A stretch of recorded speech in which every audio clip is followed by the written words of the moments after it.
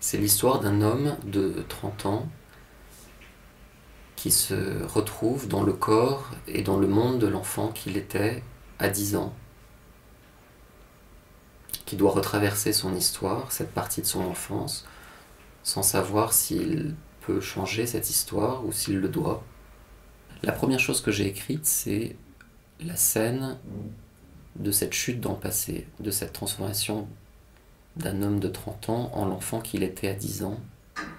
C'est une image qui m'est venue et qui est vraiment à la source de ce roman. Il n'y avait pas de recherche rationnelle des années 70.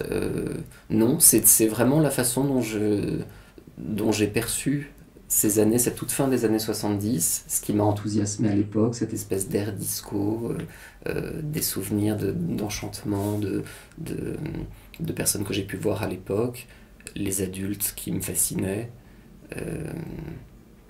et la recréation la recréation de ce monde. C'est aussi une sorte de... ça n'est pas aussi, c'est essentiellement un témoignage de mon enfance et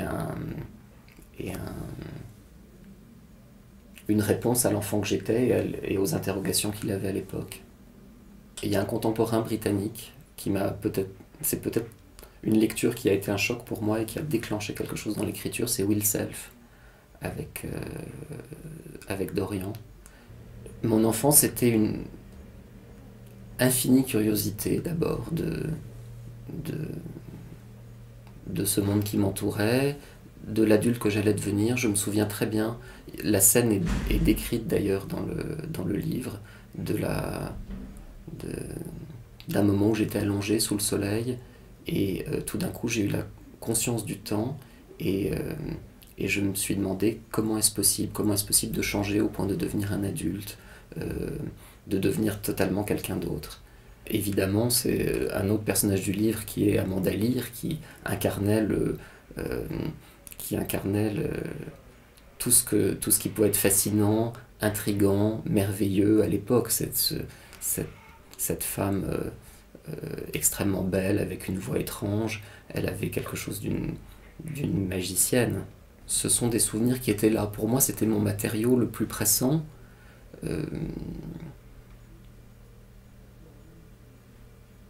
Je peux même pas dire que je m'en sois servi. Pour moi, c'était tellement la texture de ma vie que c'était aussi celle de l'écriture. Les choses sont revenues et après, au cours de l'élaboration du roman, il y a aussi l'imagination qui entre en compte et qui prend une part de plus en plus grande.